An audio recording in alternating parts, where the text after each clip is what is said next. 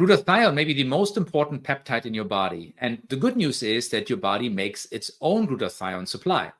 It is often called the master antioxidant and detoxifier, and it may greatly slow the aging process. Now, in this video, I would explain what glutathione is, why levels are much lower for many people than they should be, and I will give you 6 ways to significantly increase your glutathione levels. Now, glutathione helps us fight infections, it decreases inflammation, it recycles antioxidants like vitamin C and E, and that's actually a very important function there. It neutralizes free radicals. Again, these build up all the time, right, from cellular metabolism and normal energy production in our mitochondria. It binds and helps us get rid of heavy metals and toxins, promotes healthy cellular metabolism, and it improves mitochondrial health.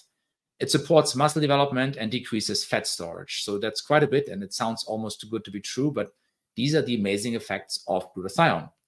Differences in glutathione levels may be one reason why some people age significantly faster than others. Now, healthy cells have a very high concentration of glutathione in general. They're similar to really levels of potassium or cholesterol. Levels of glutathione are highest in young and healthy people, and they decrease with age and disease. The lowest levels have been reported in extremely sick people in the ICU. So you can see why we do want more glutathione. The problem today is that we are exposed to more pollutants and toxins than ever before. And unfortunately, most of those we created ourselves, right? And our glutathione production can often not keep up with the demand. Furthermore, almost 50% of the population has a GSTM1 gene abnormality, significantly decreasing the production of glutathione. And a similar number of people also may have an MTHFR gene abnormality, which further decreases the production of glutathione due to impaired methylation capability. So there's these pathways where some of the compounds have to be methylated, and if that's impaired, we're really impairing the production of glutathione, right? Low levels of glutathione significantly increase your risk of heart disease, cancer, dementia, autoimmune disorders, as well as accelerate aging, as I've mentioned before. Now, some people opt to do genetic testing to see if they are affected with either one of these genetic abnormalities. Again, that's debatable if that's necessary or not. I generally don't recommend it because ultimately we all want more glutathione. You might be a bit more motivated to work on your glutathione levels if you have this abnormality, but other than that, it doesn't change a whole lot in my opinion. Now, another hallmark of low glutathione is higher levels of homocysteine. And this can also be measured on a blood test. So if you have very high levels of homocysteine, this is actually a very bad stage to be in. And one of the reasons might be that your glutathione production is slow, and it's possibly slow because you have one of these genetic abnormalities, because they're just very prevalent, right? The good news is that we can increase our glutathione levels through supplements, foods, and other measures. So even if we have this genetic abnormality, that's not the end of the world, in my opinion. We can do a lot of things to optimize and increase our levels of glutathione. So whether or not you want to get tested, again, up to you. I don't do it. I haven't done it on myself. People do it sometimes, but that's really something that is strongly debatable. Some people do this 23andMe test, genetic test. You then have to go through some additional steps, and you have to talk to some other companies to really figure out if you have these specific genetic abnormalities that lead to low glutathione production. So it's a costly, long process. Also, your genetic data will be out there. How well they are safeguarded, I don't know. Again, I'm a bit queasy about it. I did not do 23andMe. And again, I didn't test for my levels of these genes or functionality of these genes either, right? So here are the 6 things that we can do that significantly increase our levels of glutathione. Number 1, supplements. N-acetylcysteine, and you may not have heard of this. It's a fantastic supplement. I just recently started taking this because I think it's really fantastic, and it tremendously helps with glutathione production, amongst other things. So the cysteine prodrug, N-acetylcysteine, supplies the cysteine that's necessary for the glutathione synthesis.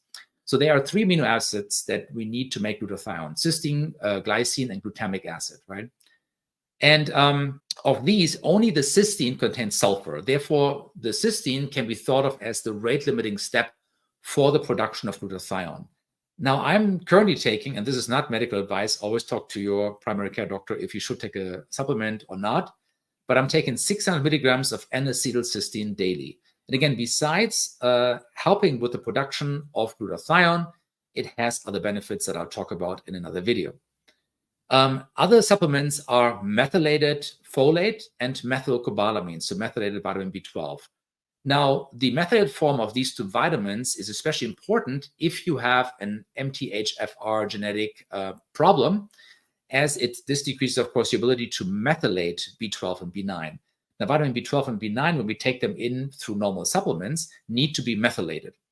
And B12 and B9 are cofactors in the production of glutathione, so we need them. But the methylation of B12 and B9 can be compromised, again, if you have a genetic issue with this. So getting it in the methylated form bypasses this first step and makes it just in general more available to your body. So even if you don't have any genetic abnormality there, I would still recommend to try to take in these vitamins in the methylated state, as it's just much better and easier for your system to process, right? Step number 2, glutathione injections. Yes, you can just really inject this stuff. So you can use this via intramuscular, intravenous injections. Now, this is, of course, not practical or financially feasible for many people. Since I'm at the source, I have this in my clinic, I generally do an intramuscular injection with 400 milligrams glutathione every 1 to 2 weeks. I find it's very helpful, especially in times of, viral disease like the flu season, to do this.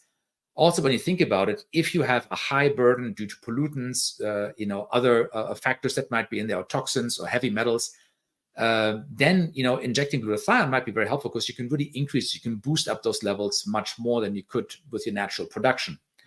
And when we think about heavy metal toxicity we can get from overconsumption of fish, for example, glutathione is a chelating agent as well. So, it binds and transports out these heavy metals in a very gentle way. This is not a fast process. It's not a chemical chelating agent, which is something that I would actually not recommend for most people, because there are a lot of dangers associated with that. I wouldn't really want to do that. But glutathione is a natural chelator that at a very gentle state takes these toxins out of your body. And injecting it gives you, especially when you have a high burden of heavy metals, a good opportunity to get rid of them a lot faster than you would be, right? Step number 3, increase other antioxidants, like, for example, alpha lipoic acid, vitamin C, and vitamin E. So these antioxidants, they will not directly increase the production of glutathione, but they will decrease the toxic load that your body has to deal with. So therefore, you need less glutathione, right? So you're just taking the work away from glutathione. So you're helping your glutathione levels out, and then your levels might be sufficient.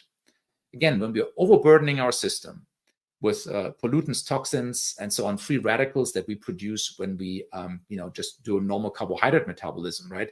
Citric acid cycle, when we actually, in our energy production, ATP production, in carbohydrate metabolism, we produce a lot of free radicals. That's just part of that. It can be somewhat changed when we switch to a ketogenic diet. It's something that then runs a lot cleaner. We produce less of these free radicals. There are some drawbacks. Again, for some people, they thrive on this even long term. Some people can only do short term. That depends. But in our general energy metabolism, we build up toxins every day. And so when we have a high burden of these toxins, then glutathione can be extremely helpful to decrease that and make our cells and our body healthier again, right?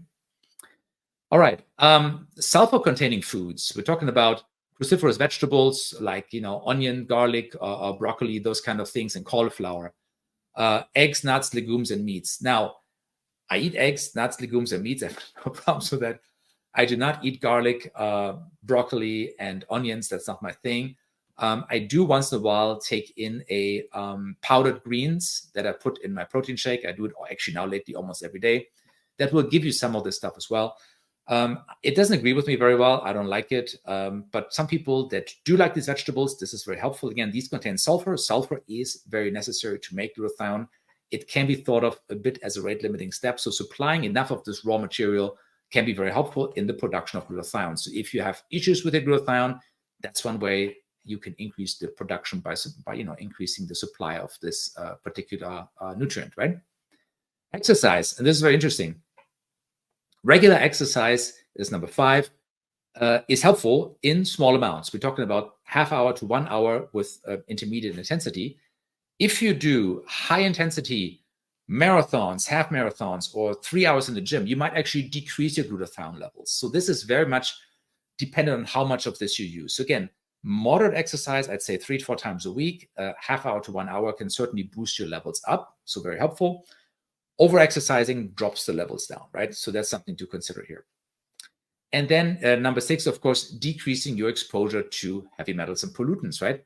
Of course, easier said than done. But when you think about it, the less pollutants we come in contact with, the less of these exogenous things we take into our body that our body has to clean up, that our glutathione sponge has to take up and transport out, the less glutathione we need, and the more we might be okay with our current production. As we have a higher burden, as we age, as we have inflammation, as we have all these other issues, pollutants and whatnot, we will need to make more glutathione, or we would have to help it by supplementation or by taking in glutathione, again, an injection or IV, to really help our system out to get rid of some of these pollutants that are building up in our system, right? So if you implement these 6 strategies, you will make more glutathione, you will optimize your glutathione. You don't have to implement all of those, of course. I think the injections are very impractical for most people. But the other ones certainly are things that we can try. Again, always ask your primary care doctor before you start any supplement. I think it's important, whether or not we have a genetic abnormality, we should all strive to optimize our glutathione levels, because that really optimizes our health. So please subscribe and leave a comment or question. I will definitely read those, and I'm very interested to hear what kind of strategies you use to optimize your glutathione levels, especially when it comes to nutrition.